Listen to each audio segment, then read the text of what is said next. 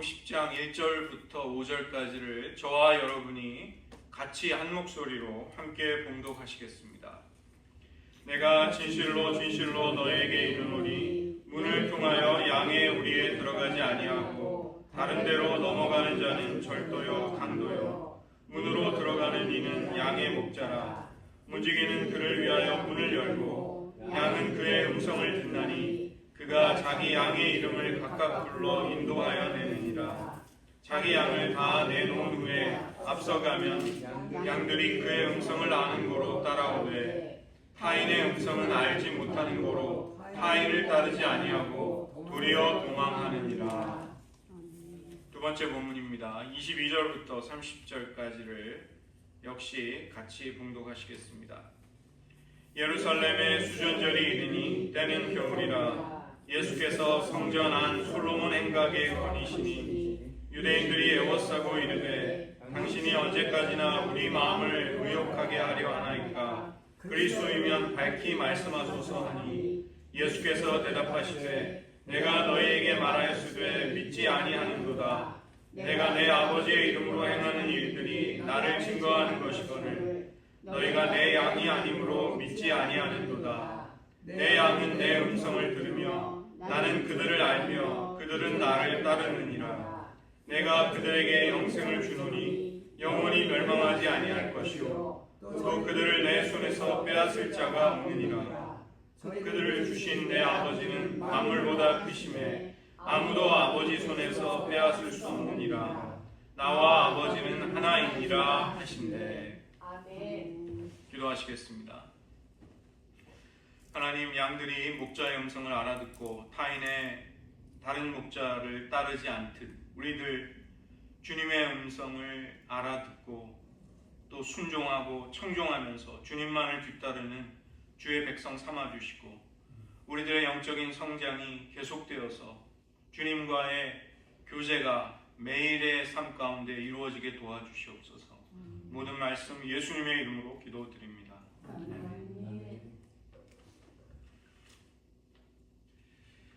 오늘은 우리가 하나님의 음성을 어떻게 듣는가에 관해 말씀을 나누도록 하겠습니다. 어떤 말이나 생각, 어떤 사건이 우리에게 올 때 그것이 하나님으로부터 온 것인지를 우리가 어떻게 알 수 있을까요? 우리에게 오게 되는 모든 것들이 하나님으로부터 말미암지는 않죠. 그렇다면 하나님이 나에게 허락하시는 것이다, 나에게 주시는 것이다, 나에게 은혜를 베푸시는 것이다, 이러한 것들을 어떻게 분별하느냐 하는 것입니다. 어떤 말의 표현이나 진술이 명백하게 성경의 진리와 일치한다면 우리는 그것을 해석해 보면서 이것이 하나님께로부터 왔구나, 하나님의 뜻과 부합되는구나, 이것을 알 수가 있죠. 예를 들자면 하나님이 우리를 우상 숭배나 탐욕으로 이끄시는 법은 없습니다. 그것은 언제나 분명한 사실이죠. 그러나 그러한 차원을 넘어서서 아주 미묘한 것들, 우리의 삶 가운데 이것이 정말 하나님께로부터 말미암은 것인지 아닌지 우리가 잘 모르겠다, 이러한 것에 대해서 우리는 오늘 말씀을 보면 이 양들이 목자의 음성을 알아듣는 것을 볼 수 있습니다. 그 대답은 경험에 있는 것이죠.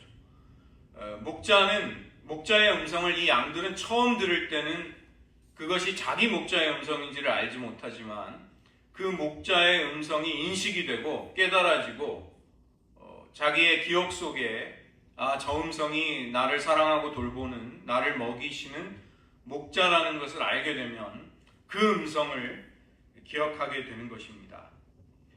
글자 하나 안 틀리도록 성경을 인용할 수 있는데 그렇다 할지라도 그런 성경 구절조차 인간의 왜곡된 자아 그리고 어떤 사탄의 장난에 그런 것이 악용이 될 수도 있는 것이죠.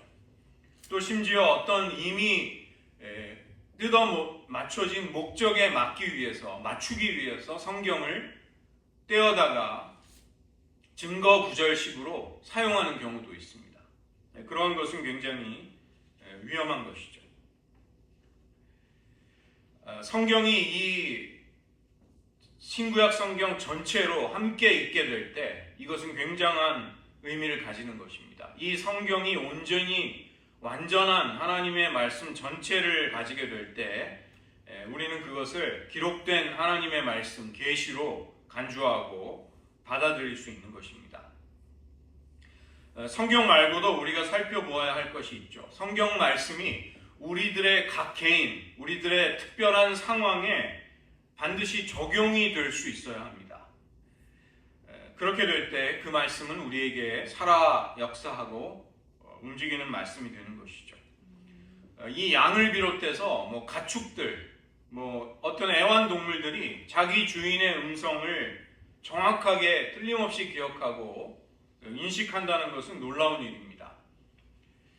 제가 어린 시절에 그 사자를 키우다가 야생으로 돌려보냈지만 오랜 세월이 지나서 그 조련사가 다시 자연으로 가서 그 사자를 불러냈을 때 그 사자가 정확하게 자기를 키워준 조련사의 음성을 알아듣고 너무 기뻐하고 반기는 그런 다큐멘터리가 있었습니다. 야생의 엘자라는 그런 실제 있었던 일이죠.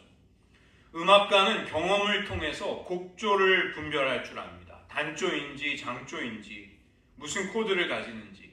절대 음감을 가지고 있는 사람들은 세상의 모든 소리를 들을 때 우리가 보기에는 저기에 코드가 있는 것 같지 않은데 그게 무슨 코드라는 것을 다 알아듣고 마치게 됩니다.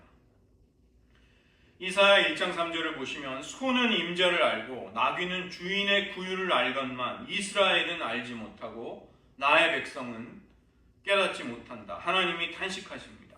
그리고 예레미야 선지자를 통해서도 공중의 학은 그 정한 시기를 알고 반구와 제비와 두루미는 그 올 때를 지키지만 내 백성은 여호와의 규례를 알지 못한다고 자기 백성에 대해 탄식하는 말씀을 하신 것입니다. 요한복음 1장 9절을 보면 세상에 와서 비치는 빛이 우리에게 임하게 되죠. 바로 예수님이십니다. 그러나 타락해서 영적으로 눈이 먼 인류는 그 빛을 알아보지 못하고 그 빛을 거절하는 것입니다. 그러나 우리들, 이제 예수님을 통해 새로운 생명을 받게 된 우리들은 하나님의 음성을 들을 수 있게 됩니다. 우리는 경험을 통해서 우리에게 들려오는 음성이 목자의 음성임을 알게 되는 양처럼 되는 것이죠. 오늘 본문 요한복음 10장은 단지 예수님에 관한 기록이 아니라 예수님을 주님으로 또 친구로 교제했던 사도 요한 자신의 체험이 여기에 녹아 있습니다.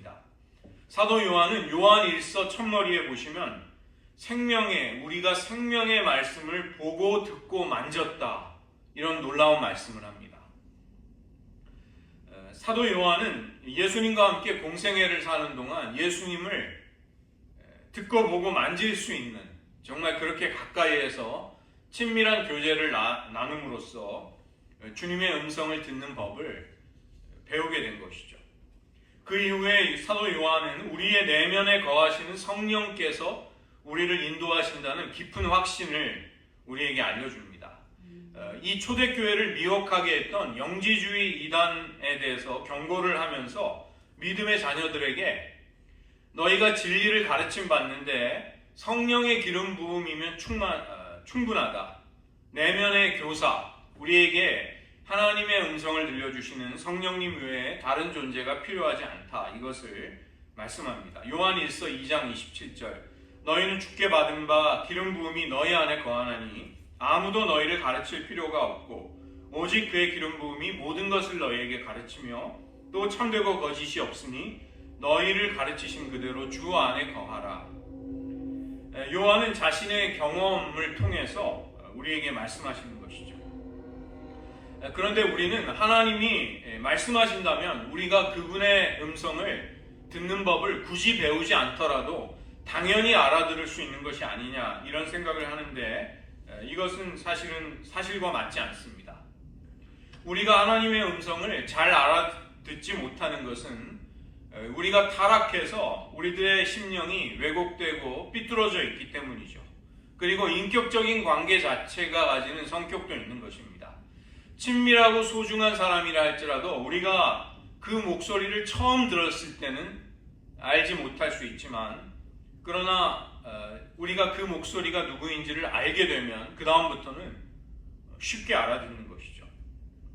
또 하늘 아버지께서 우리에게 말씀하실 때 굉장히 부드럽게 섬세하게 말씀하시기 때문에 우리는 그것을 알아듣는 법을 배울 필요가 있는 것입니다. 또 하나는 하나님이 우리에게 말씀하고 계신다는 것을, 또 그분의 음성을 잘 알아듣는 것을 우리는 가르침 받을 필요가 있습니다. 우리가 경험이 많게 되고 하나님의 음성을 자꾸 듣게 되면 다른 이들의 도움이 없이도 그런 능력이 생기지만 우리는 처음에는 또 도움을 받는 것이 지혜롭고 겸손한 태도인 것이죠. 개인에게 주시는 하나님의 말씀을 내가 하나님의 음성을 들었다, 무턱대고 그것을 다 신비화하고 하나님께로부터 왔다고 하는 것이 위험할 수도 있다는 것도 우리는 알고 있어야 하겠습니다. 하나님과 동행하는 삶이 무엇인가, 여기에 대해서 많은 혼란과 논란들이 있습니다. 이것은 우리가 하나님의 음성을 듣는 데 있어서 성숙하고 계속해서 자라가야 하는 것이죠. 우리의 그런 약점에 악한 영향력이 그 빈틈을 타서 우리를 괴롭히기도 하는 것입니다.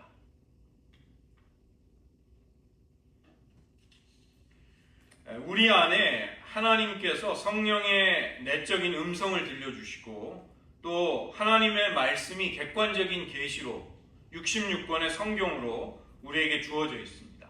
그리고 하나님은 우리의 삶의 모든 환경과 여건 속에서 역사하시면서 그분의 뜻을 펼쳐가시는 것이죠. 그래서 이러한 세 가지를 통해서 우리는 하나님의 인도를 받을 수 있는 것입니다. 환경과 성령의 감화 감동, 그리고 성경 말씀의 객관적인 진리, 계시, 이러한 것들이 이 세 가지가 동일한 방향을 가리킨다면 우리는 이것이 정말 틀림없는 하나님의 뜻이구나, 이런 확신을 할 수 있는 것이죠. 그러나 이 사실을 안다 할지라도 우리가 하나님의 음성을 듣는 데 있어서 친숙하고 또 경험을 쌓지 못하게 되면 혼란을 겪기도 하는 것입니다.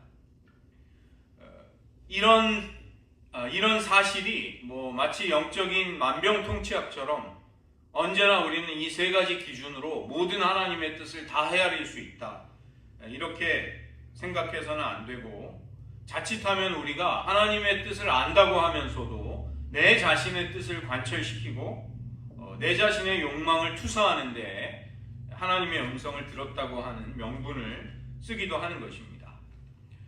이 세 가지, 말씀과 성령의 내적인 음성, 그리고 환경을 통한 인도라는 것은 서로 깊이 연관이 되어 있는 것이죠. 어느 하나를 통해서가 아니라 나머지 것들이 서로를 돕는 것입니다. 성경이 우리를 구원하는 진리뿐만이 아니라 우리를 인도해 주시는 하나님의 일에, 하나님의 역사에 사용이 될 수 있는 것이죠. 그것이 어떻게 가능한가? 성령께서 역사하시기 때문입니다. 성경이 기록이 될 때 영감을 불어넣으신 성령님은 우리가 성경을 통해서 하나님의 뜻을 깨닫고 인도받는 데에도 역시 역사하시는 분이십니다. 그래서 거듭나지 못한 사람은 성령의 도움이 없이 이 말씀의 메시지를 깨닫는다는 것이 불가능한 것이죠. 성령의 조명, 성령의 비추심이 없을 때 아무리 인간적으로 똑똑한 사람이라 할지라도 성경은 그들에게 닫힌 글자가 되는 것입니다. 닫힌 문장으로 남게 되는 것이죠. 성경을 기록했던 기자들에게 영감을 불어넣으셨던 성령님이 이 말씀을 읽고 또 이 말씀대로 살고자 하는 우리들에게 하나님의 진리를 밝히 드러내 주시는 것이 꼭 필요한 것입니다.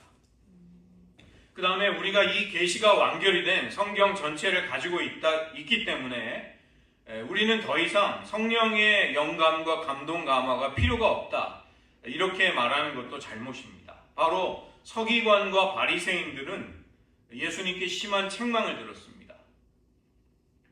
우리는 그들처럼 눈이 먼 채로 그 오류에 빠질 수도 있는 것이죠. 언제든지 성령의 감동과 성령이 우리에게 주시는 영감을 부인한다는 것은 단지 문자만을 알고 그런 서기관들의 손에 주어진 성경과 같이 우리는 깊은 하나님의 뜻을 알지 못하게 되는 것입니다.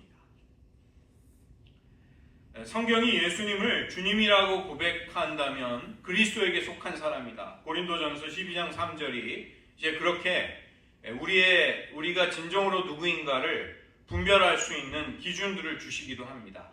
그런데 우리가 누구랑 결혼할 것인가, 우리가 어떤 직장에 들어갈 것인가, 어떤 삶의 방향을 잡을 것인가, 아주 미묘하고 하나님의 인도가 절실히 필요한 문제를 결정할 때 내가 주님을 그리스도로 고백한다는 것, 그런 기준이 그런 데는 도움이 안 되는 것이죠. 아무리 성경의 가르침을 끌어낸다 할지라도 우리는 때로 어려움을 겪는 것입니다. 환경이 단지 열리거나 환경이 단지 닫힌다는 것만 가지고는 우리가 그걸로 하나님의 뜻을 알기가 어려운 것이죠. 그래서 이런 하나님이 우리를 인도하시는 것을 우리가 어떻게 기준으로 삼아야 하는가? 우리는 이 모두를 함께 생각해야 하겠습니다. 우리는 성경 따로, 또 하나님이 주시는 감동은 또 따로 생각하고 환경이 열리는가 아니면 닫히는가를 따로따로 생각해서는 안 되고 하나님이 이러한 모든 것들을 조화롭게 함께 고려하면서 주의 깊게 하나님의 인도를 받을 수 있도록 도와주시는 것이죠.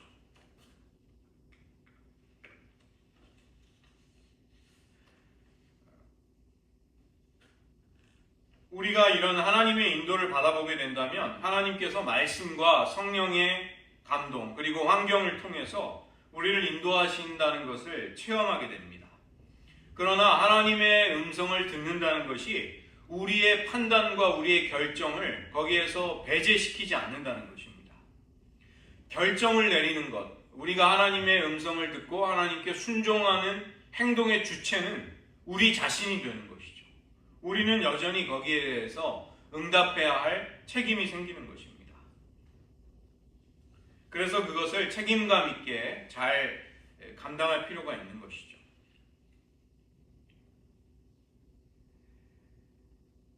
예외가 있기는 하지만 하나님이 우리에게 무언가를 지시하실 때, 순종하라고 말씀하실 때 이것은 허공에서 갑자기 그런 식으로 들리지는 않습니다.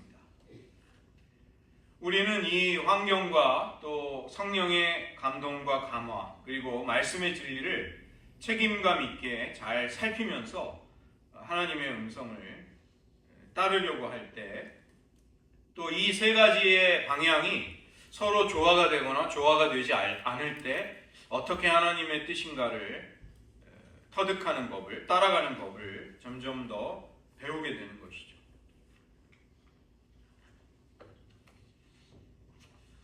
하나님의 음성을 우리가 경험을 통해서 배운다고 할 때 우리는 마치 이것을 누군가의 목소리를 우리가 인식하는 것처럼 그런 공통되는 점도 있지만 또 구별이 되는 점이, 차별이 되는 점이 있는 것입니다. 우리가 누군가의 목소리를 기억할 때 우리에게 친숙하고 잘 아는 사람의 목소리는 우리가 금방 알아챌 수가 있습니다. 사람의 음성은 처음에 무엇보다 그 음성의 특징이 있죠. 음조, 이 톤이 어떤 톤인가, 말의 빠르기가 느린가, 빠른가, 흐름이 매끄러운가, 특유의 억양 같은 것들. 그 다음에 인간의 목소리에는 인간의 정신이 거기에 배어 있습니다. 열정적인 목소리일 수도 있고, 냉담하고 풀이 죽은 목소리일 수도 있고, 불평하는 목소리일 수도 있고, 이런 목소리에 그 사람의 정신이, 마음이 거기에 담겨 있는 것입니다. 그 다음에 또 하나는 이 목소리에 담겨 있는 메시지, 그 내용, 어떤 정보가 담겨 있느냐, 이런 것도 있는 것이죠. 우리가 누군가가 하는 말을 들을 때 이건 저 사람이 하는 말이 아니다, 저 말의 출처는 다른 사람이다, 이런 것을 알 때가 있습니다. 그 말을 하는 사람이 그 내용을 말하고 단지 인용할 뿐이지 그 사람에게서 나온 말이 아니다, 우리는 이런 것을 아는 것이죠. 이처럼 그 말이 가지는 그 음질의 특성, 거기에 담겨 있는 정신과 내용, 이러한 것을 통해서 우리는 누구의 말인가를 이렇게 쉽게 인식할 수 있게 되는 것입니다. 그렇다면 우리가 하나님의 음성이 우리에게 들려올 때 그것이 하나님의 음성이냐 아니냐를 우리가 무엇으로 알 수 있는가? 거기에는 세 가지가 있는 것입니다. 하나님의 음성은 먼저 우리에게 무게감을 가지고 존재감을 가지고 찾아오게 됩니다. 히브리어로 이 영광이라는 말이 카보드라는 말인데, 카보드는 무겁다는 뜻입니다.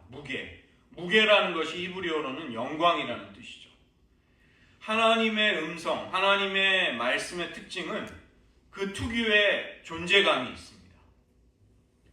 하나님과 우리가 의사소통을 하게 될 때 하나님의 말씀은 차분하고 안정적인 힘을 가지고 우리의 깊은 존재, 우리의 영혼에 그분의 말씀을 들려주십니다.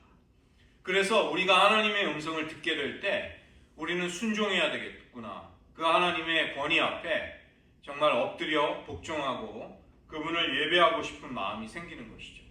이것은 하나님의 음성의 직접적인 능력을 우리가 느끼는 것입니다.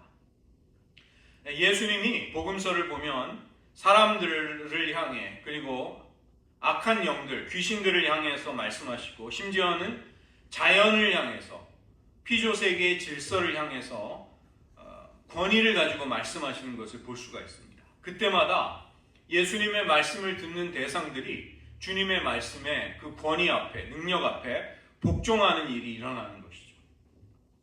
하나님의 음성을 우리의 무의식 속에서 나온, 우리의 자의식에서 나온 음성과 어떻게 구별할 수 있을까요? 우리의 무의식 속에서 나오게 되는 음성은 자꾸만 나와 다투면서 충돌을 하면서 나를 설득하려고 듭니다. 그러나 하나님의 음성은 우리와 싸우거나 다투거나 하려고 하지 않는 것이죠. 하나님은 다만 말씀하실 뿐이고 우리는 그 말씀의 권위와 무게와 영광 앞에서 그것이 하나님의 말씀임을 깨닫고 그 하나님을 경외하는 마음이 저절로 들게 되는 것입니다. 예수님이 말씀하시자 이는 그 가르치시는 것이 권세 있는 자와 같고 저희 서기관들과 같지 아니함일러라. 예수님이 무언가를 가르치실 때 사람들은 깊은 인상을 받을 수밖에 없었던 것입니다. 서기관들과 또 율법학자들은 유명한 랍비들의 말을 인용해서 말의 권위를 가지려고 했지만, 그러나 하나님의 말씀은, 즉 예수님의 입술에서 터져나왔던 하나님의 말씀은 그 자체의 권위의 무게를 가지고 하나님의 존재감을 가지고 우리에게 다가왔던 것이죠. 감리교회 창설자인 존 웨슬리가 했던 설교 가운데 성령의 증거라는 설교가 있는데 그분도 이 질문을 합니다. 우리의 내면에 이 진정한 증거를 가진 사람이 어떻게 단순하게 스스로 추측하고 자기의 목소리를 듣는 것과 하나님의 음성을 구별할 수 있겠습니까? 이것에 대해서 이분이 대답을 하는데, 여러분은 낮과 밤을 어떻게 구별합니까? 빛과 어두움을 어떻게 구별하십니까? 별빛이나 희미한 촛불, 한낮의 햇빛을 어떻게 구별하십니까? 이 모든 것들 사이에는 분명하고 본질적인 차이가 있지 않습니까? 우리가 감각을 쓰기만 한다면, 제대로 사용하기만 한다면 그 차이를 충분히 알 수 있습니다. 하나님이 우리의 심령에 그분의 영광의 빛을 비추시는 것과 우리 자신의 희미한 불쏘시개에서 우리가 피우는 그 희미한 빛 사이에는 엄청난 본질적인 차이가 있다는 것입니다. 모조품 다이아몬드를 진짜라고 착각할 수는 있습니다. 그러나 진짜 다이아몬드를 가짜라고 착각하는 법은 없는 것이죠.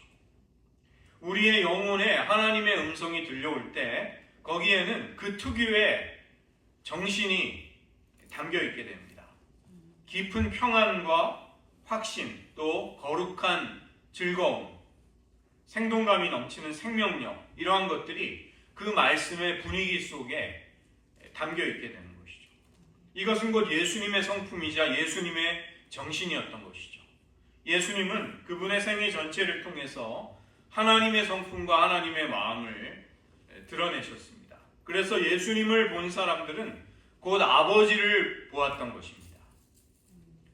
우리의 마음에 들려오는 하나님의 음성은 바로 이런 하나님의 영, 하나님의 정신, 하나님의 마음을 가지고 구별이 될 수 있는 것이죠.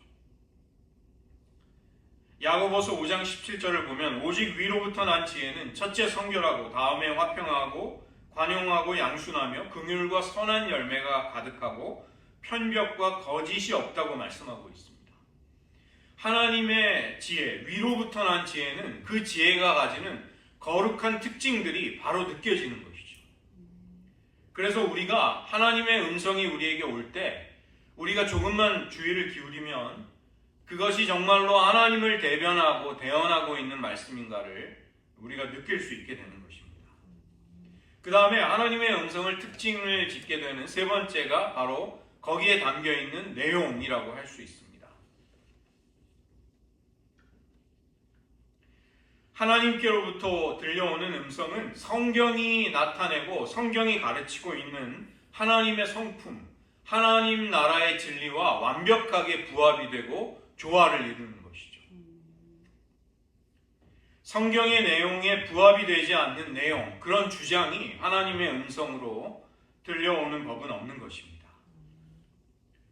우리에게 성경에 어긋나는 그런 일을 하라, 그런 관계를 맺으라, 결코 하나님의 음성은 그런 이야기를 하는 법이 없는 것이죠.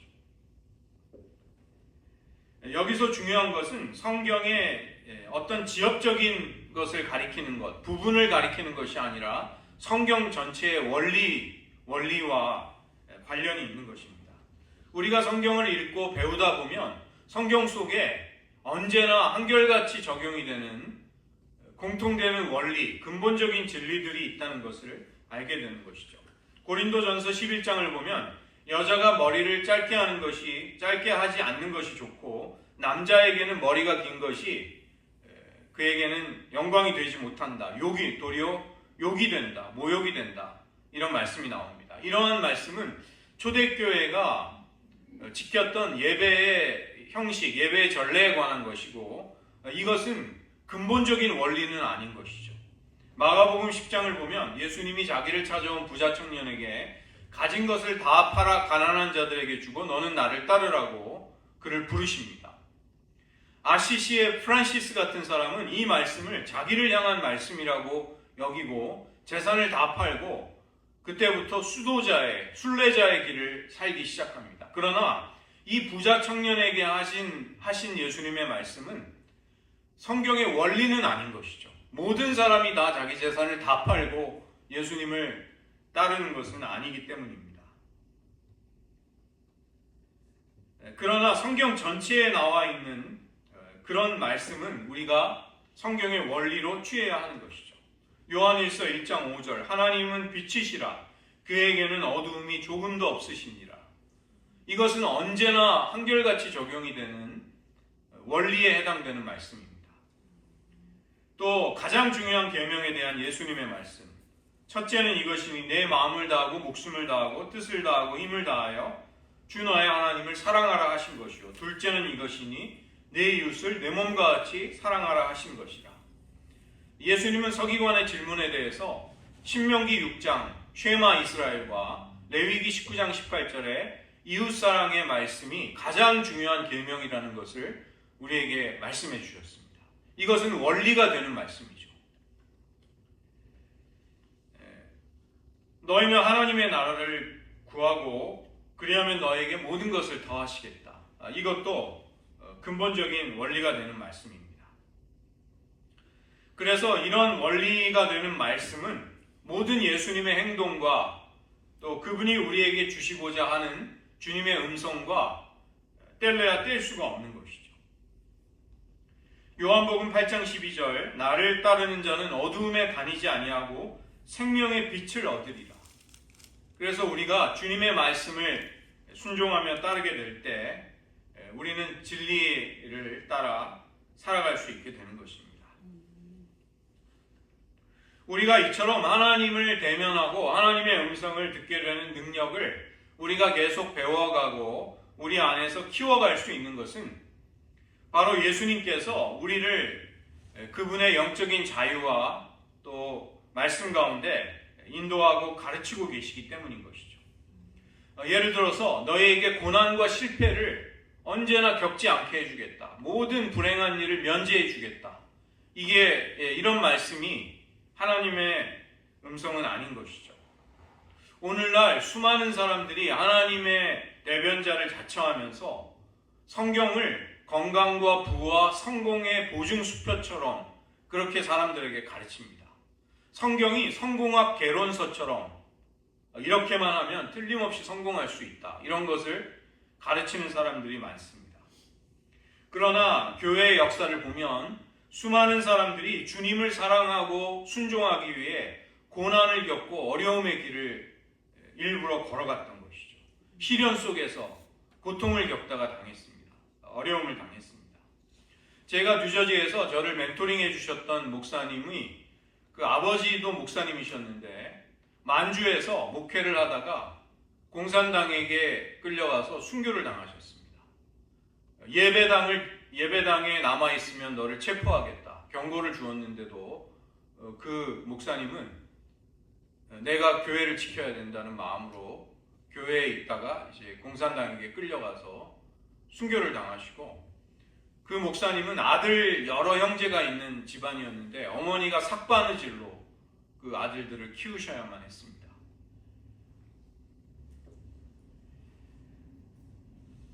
베드로가 예수님이 장차 이제 예루살렘으로 올라가 사람들에게 인자가 죽임을 당할 것이다 이렇게 말씀하실 때 주여 그리하지 마옵소서 이 일이 결코 주에게 미치지 아니하리이다. 자기를 성공으로 이끌어 주실 메시아 예수님이 결코 그런 일을 당하셔서는 안 된다고 베드로는 십자가의 길을 만류했던 것입니다. 예수님은 그에게 사탄아 내 뒤로 물러가라. 너는 나를 넘어지게 하는 자로다. 내가 하나님의 일을 생각하지 아니하고 도리어 사람의 일을 생각한다고 책망하신 것이죠. 우리 역시 모든 사람들처럼 삶의 시련과 어려움을 겪게 될 것입니다. 그렇지만 우리는 영원한 생명을 받은 자로서 그 고난을 겪게 되고 어려움을 통과하게 된다는 것이죠. 하나님의 음성을 알아듣는 법을 배울 때 우리는 그 말씀에 하나님의 음성의 존재감 그리고 거기에 담겨있는 정신뿐만이 아니라 거기에 담겨있는 내용 또 내용에 대해서도 주의를 기울여야 하겠습니다. 우리에게 들려오는 음성이 모두가 다 하나님의 음성이 아니죠. 우리의 대적 사탄의 음성도 우리에게 들려올 수 있습니다.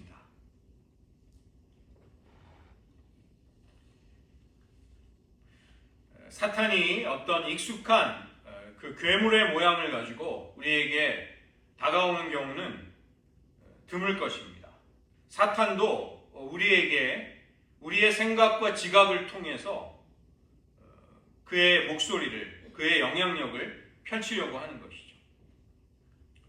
마태복음 4장을 보면 예수님이 시험당하시는 장면이 나옵니다. 시험하는 자가 예수님에게 어떻게 다가왔을까? 성경이 자세하게 밝히고는 있지 않지만 예수님이 40일을 금식하셔서 굶주림 끝에 예수님의 배고픔이 정말 극에 달하게 됐을 때 주변의 돌멩이들을 보시면서 예수님은 어머니 마리아가 만들어주셨던 그 떡을 생각하셨을지도 모릅니다. 내가 마음만 먹는다면 얼마든지 그 돌들을 빵으로 만들 수 있다는데 생각이 미치셨을 것입니다. 그러나 예수님은 신명기 8장의 말씀을 또한 떠올리셨습니다. 사람이 하나님의 말씀으로 사는 것이다. 하나님의 말씀이 우리를 살아가게 하는 양식이라는 것을 기억하실 때 예수님의 마음속에 들려오던 유혹의 목소리와 하나님의 말씀은 완전히 달랐던 것이죠. 그때 예수님은 나의 모든 필요를 하나님의 말씀에만 의지하겠다고 선택하시면서 유혹의 목소리를 분별하시고 그것을 대적하셨던 것입니다. 마찬가지로 우리들, 주님의 제자가 된 우리들도 하나님의 목소리를 이해하고 분별하는 법을 알아야 하는 것이죠.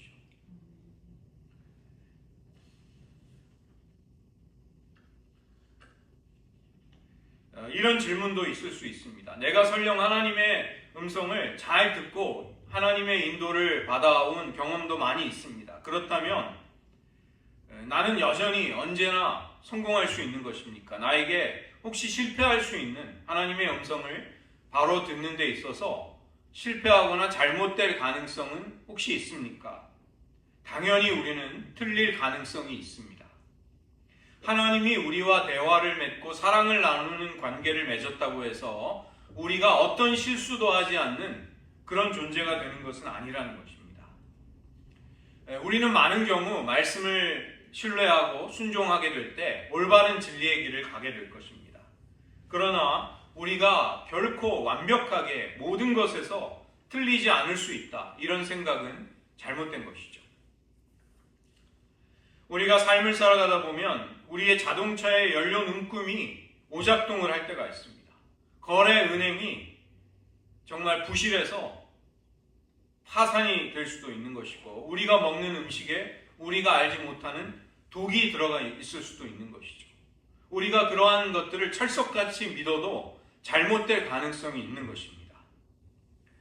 주님과 동행할 때도 우리가 실수하거나 오류에 빠질 가능성이 있는 것입니다.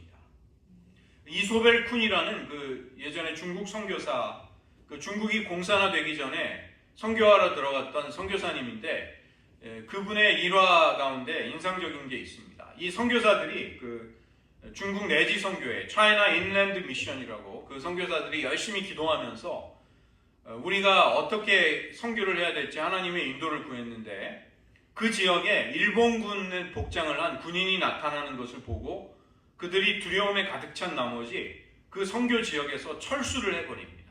그리고 나서 나중에 그들은 그 두려움이 그들의 판단력을 흐리게 했다는 것을 알고 정말 너무 후회하고 너무 안타까워했지만 선교의 큰 기회를 잃어버리는 일이 있었던 것이죠. 이미 생명을 걸고 선교지에 나가서 어떻게든지 복음을 전하고자 하는 선교사들이 합심하면서 열심히 기도했지만 그들도 오류를, 실수를 저지를 가능성이 있었다는 것입니다. 그러나 우리가 하나님의 음성을 듣는 데 있어서 우리가 늘 하나님의 말씀을 소중하게 여기고 가까이 하게 될 때 우리는 힘과 위로를 받게 되고, 우리가 설사 잘못된 방향으로 실수를 할지라도 다시 그것을 수정하고 바로잡을 수 있게 되는 것이죠. 성경을 읽다가 이 하나님의 말씀이 우리를 사로잡는 경험과 이 활자로 된 성경을 내가 열심히 공부하고 배워서 그 내용의 어떠한 것을 붙잡는 이런 체험은 천지 차이가 있는 것입니다. 말씀이 나를 붙잡게 될 때 하나님이 나에게 말씀하시는 사건이 일어납니다. 나의 어떤 구체적인 상황, 또 나의 모든 삶이 그분의 말씀에 붙잡힌 바 되는 그런 일이 일어나는 것이죠. 기독교의 역사, 그리고 많은 성도들에게 이런 사건들이 일어납니다. 성경이 우리를 연약하고 실수할 가능성을 가진 우리들을 어떻게 인도하시는가? 말씀이 우리를 하나님의 뜻 가운데 붙잡고 우리를 이끌어 가시기 때문에 우리는 계속해서 하나님을 따를 수 있는 것이죠. 지금 여러분이 예배드리러 이 자리에 나오셨습니다. 우리는 함께 하나님의 말씀을 사랑하고 순종하고자 하는 공동체 속에서 하나님의 말씀을 듣고자 하는 것이죠.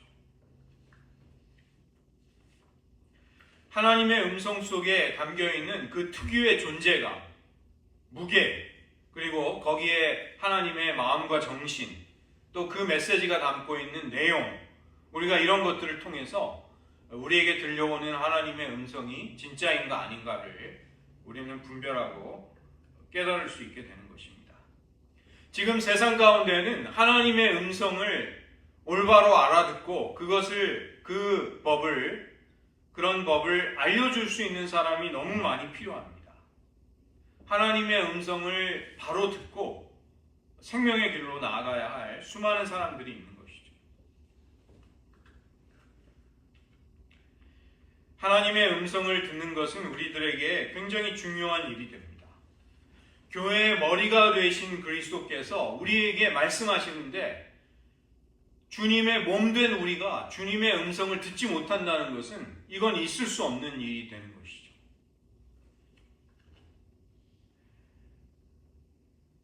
우리가 하나님의 가족이 될 때 우리는 하나님의 나라의 전초기지, 전진부대가 되는 것입니다.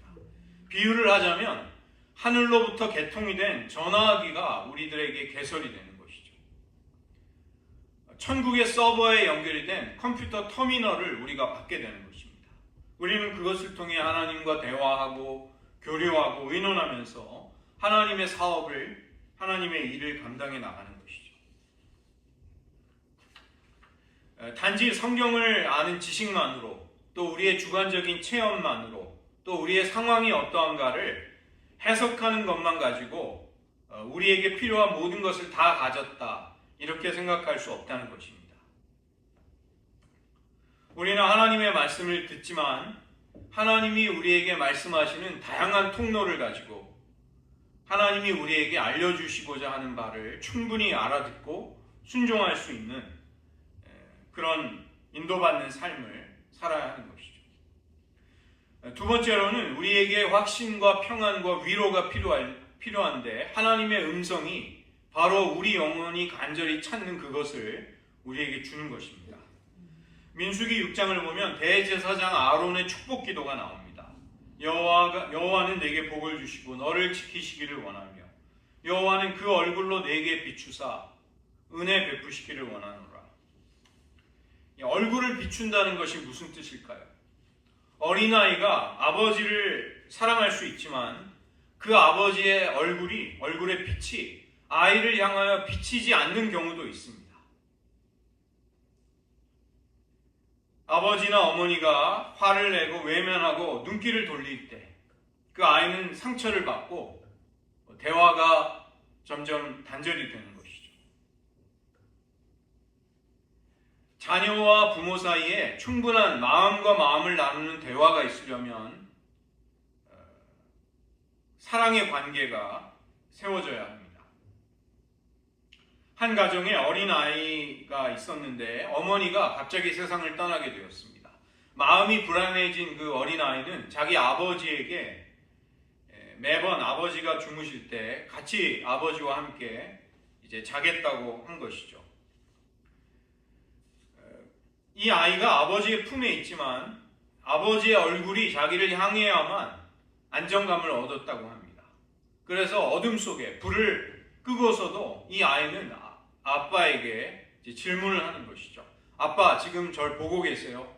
절 보고 계세요?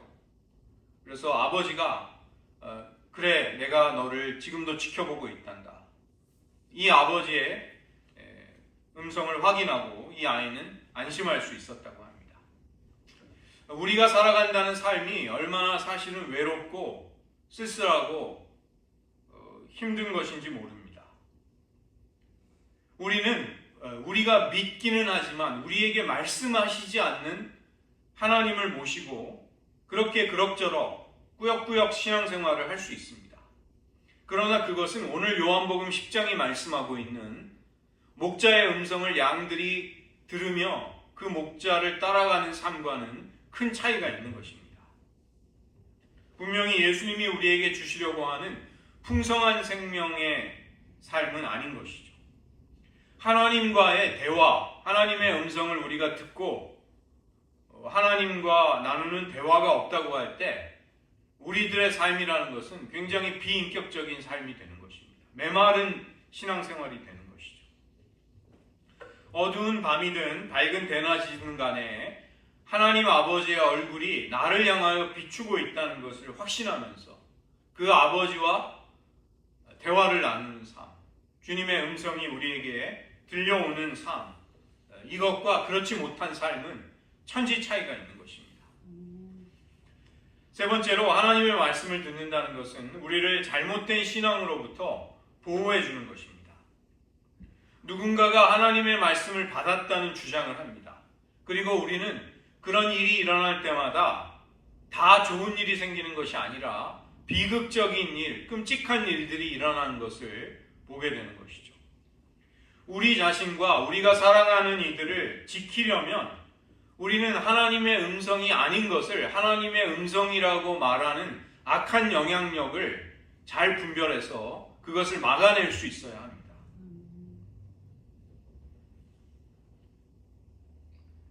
악한 것의 영향력을 끊어버리는 길은 우리에게 진짜가 있으면 되는 것입니다. 하나님의 진짜 음성이 들려오면 우리는 하나님의 음성이 아닌 것을 쉽게 차단하고 대적할 수 있게 됩니다. 힘이나 권위를 가진 사람이 권위를 악용하는 경우가 있습니다. 이치에 전혀 어긋난 성경과 맞지 않는 것을 가르치는 지도자들이 있을 수 있습니다. 악한 일에 이끌려서 우리들의 삶을 거기에 휘말리게 하려는 일이 일어날 때 우리가 그것을 식별하고 분별할 수 있는 것, 이것은 중요한 일이 되는 것이죠. 그 때문에 하나님의 음성을 듣는다는 것이 아주 실제적이라는 것을 우리들에게 말해주는 사람이 필요한 것입니다. 우리도 우리가 사랑하는 이들에게 하나님의 음성을 듣는 법을 알려주고 그러한 삶을 보여주게 될 때 다른 이들은 도움을 받는 것이죠. 이단의 지도자들은 모두가 주장하는 것이 있습니다. 자기가 하나님의 음성을 들었다는 것입니다. 그러나 그들의 공통적인 특징은 그들 모두가 다 하나님의 음성을 제대로 실제적으로 올바르게 듣지 못했다는 데 공통점이 있는 것입니다. 자기가 들은 음성을 출처를 알 수 없는 그런 음성을 신비화하고 우상화시키고 그것을 사람들에게 강요하는 영적인 폭력을 통해서 사람들의 영혼을 사냥하는 일들이 일어나고 있는 것이죠. 이런 비극이 계속되고 있는 것입니다. 그래서 우리는 우리의 영적인 지도자들을 면밀히 살펴야만 합니다. 누군가가 그들을 살펴보고 있다는 사실을 알기만 해도 우리의 교회는 도움을 받을 수가 있습니다. 여러분도 저를 잘 살펴보셔야 합니다. 요한복음 9장을 보면 예수님이 안식일날 소경을 고쳐주십니다. 그러자 백성의 지도자들은 예수님을 죄인이라고 낙인 찍습니다.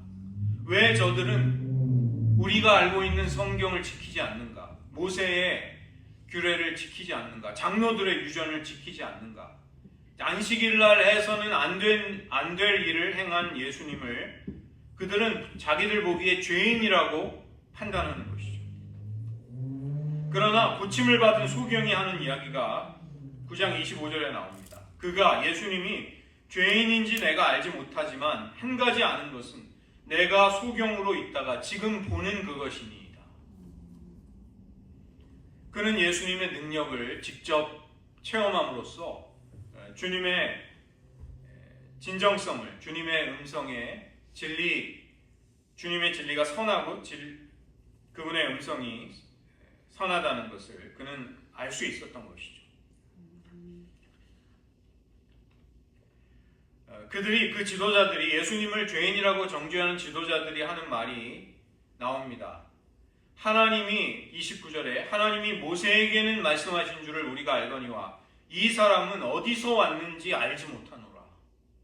예수님이 누구신지, 예수님이 어디서 오신 분인지를 알지 못한다고 이야기하는 것이죠.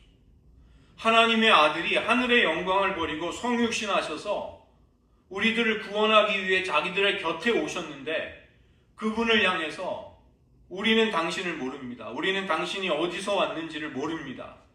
이렇게 이야기하고 있는 것입니다. 하나님이 행하시는 놀라운 일들을 보면서도 성경이나 성경에 대한 해석 그리고 자기가 가진 율법주의적인 개념에 맞지 않을 때 눈 깜짝하지 않고 그것을 정죄하는 사람들이 있습니다. 그러나 이런 삐뚤어지고 왜곡된 신앙으로부터 우리는 구원을 받아야 하고 또 그런 오류를 우리는 피해야만 하는 것이죠. 이것이 어떻게 가능한가? 하나님의 음성이 들려오면 가능합니다. 하나님의 음성이 들려오면 사이비, 가짜 신앙의 유혹, 그리고 율법주의, 하나님과의 인격적인 관계가 없이 단지 무언가를 준수하고 지키는 것으로 구원받을 수 있다는 그 비인격적인 신앙으로부터 우리는 그것을 극복할 수 있게 되는 것이죠. 또 폭력적이고 기만적인 방법으로 우리를 그릇되게 이끌고 가려는 잘못된 지도자들의 영향력으로부터 우리는 보호를 받을 수 있는 것입니다. 마지막으로 우리가 하나님의 말씀을 들을 때 하나님의 말씀을 우리는 실질적으로 체험하게 되는 것이죠. 추상적이고 피상적인 신앙생활이 아니라 정말 이 말씀 속에 성경의 인물들이 경험하는 살아 움직이는 생생한 삶을 우리도 살아갈 수 있게 됩니다. 하나님의 음성을 듣는다는 것은 어떤 신비로운 감정, 신기한 체험을 한다는 것이다. 이런 식으로만 생각해서는 안 되겠습니다.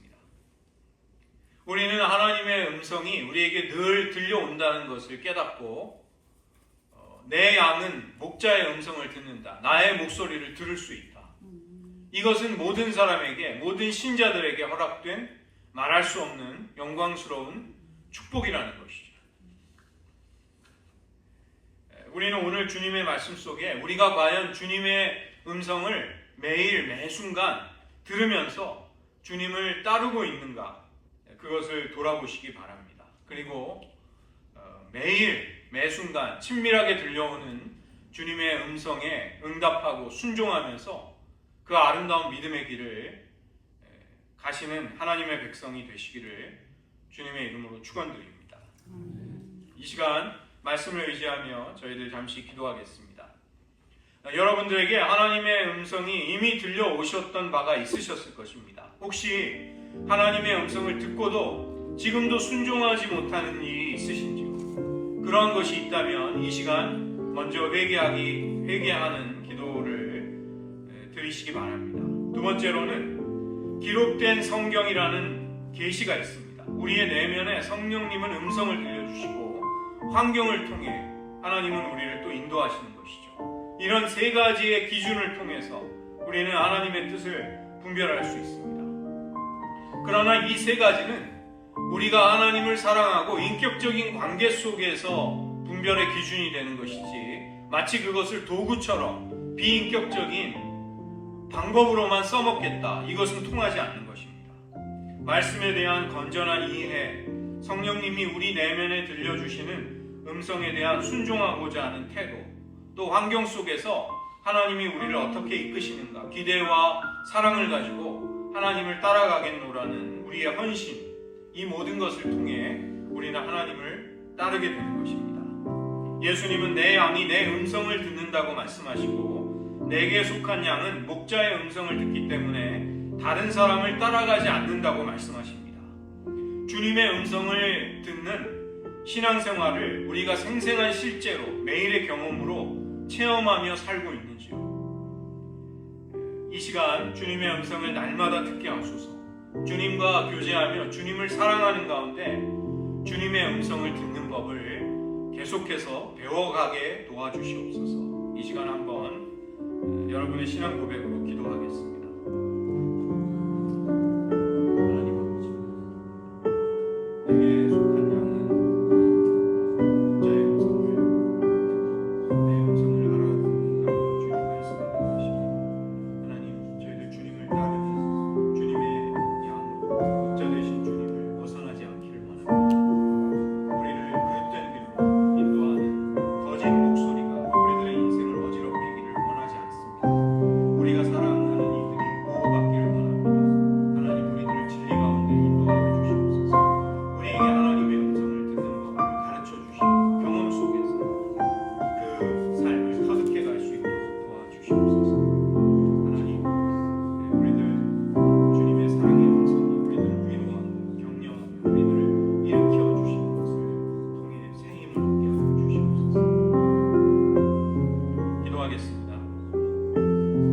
하나님 아버지, 내 양은 내 음성을 듣노라고 주님 말씀하시듯 우리들 모두가 다 주님의 음성을 알아듣는 주님의 양이 되기를 원합니다. 다른 목자의 음성은 사랑하는 주님의 음성과 다르기에 즉시로 그것을 분별하고 깨닫고 그것을 물리치며 대적할 수 있는 영적인 분별력이 있기를 원합니다. 하나님, 주님의 음성을 통해 우리를 위로하시고 우리를 격려하시는 따뜻한 사랑이 공급되지 않는 채로 살아간다는 삶이 얼마나 메마르고 얼마나 피곤한 삶인지 모릅니다. 하나님, 우리들의 신앙생활에 생생한 활력과 생기가 주님의 음성을 듣는 것에서 시작이 되고 공급이 되게 하여 주시옵소서. 우리가 매일 매순간 주님 앞에 나아가 대화하고 주님의 음성이 우리들의 깊은 심령에 들려오면서 우리가 올바른 길을, 주님의 얼굴을 배웠기까지 우리들의 평생 주님을 뒤따라갈 수 있는 믿음의 여정이 되기를 원합니다. 하나님, 우리들의 심령 속에 하나님의 음성을 듣고도 불순종했다면 그런 죄악들을 속히 회개할 수 있기를 원합니다. 하나님, 주님의 음성과 뜻임을 알고도 순종키를 지연하고 거절했던 우리들의 완악한 마음을 용서하여 주시고, 우리가 주님을 사랑하고 또 끊임없이 의지하면서 주님과의 대화가 깊어지고 그 사랑의 대화가 더욱더 풍성해지는 삶을 허락하여 주시고, 우리가 날마다 주님의 음성을 들으며 살아가는 삶을 통해서 또 다른 이들에게도, 우리가 사랑하는 이들에게도 주님의 보호하심이, 주님의 깨우치심이 그들에게도 임할 수 있는 그런 일들이 있게 하여 주시옵소서. 모든 말씀 예수님의 이름으로 기도드립니다. 아멘.